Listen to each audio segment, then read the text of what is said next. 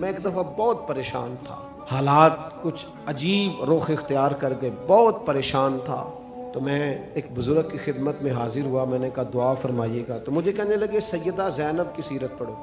تو میں نے پہلے دن آ کے کتاب کھولی نا، تو دربار دمشق میں جو جناب زینب نے کلام فرمایا نا، انسان ٹوٹ جاتا ہے، لیکن انسان حق پہ ہو کہ اگر گلا بھی کٹا لینا تو اس کا مزاج طاقتور رہتا ہے، روح طاقتور رہتی ہے، اسے محسوس ہوتا ہے کہ میں کمزور نہیں پڑا. یزید نے جب کوئی بات کی نا دمشق کے دربار میں، تو حضرت زینب پیچھے بیٹھی تھی پردے کے.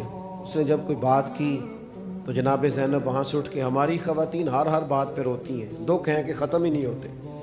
جناب زینب پیچھے سے اٹھیں پردے کے پیچھے سے، اور جب اپنی گرجدار آواز میں انہوں نے گفتگو شروع کی تو وہاں ایک نابینا بزرگ بیٹھے تھے جو مولا علی شیر خدا کی بارگاہ میں حاضری دیا کرتے تھے.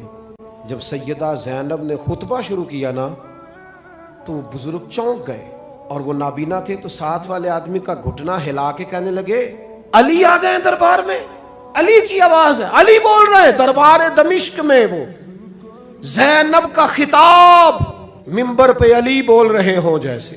علی آ گئے، وہ گرج آواز میں، وہ تنتنا، وہ دبدبا، وہ وزاداری، وہ ان کی بات میں صداقت. کانپ گئی ہر چیز دربار کی.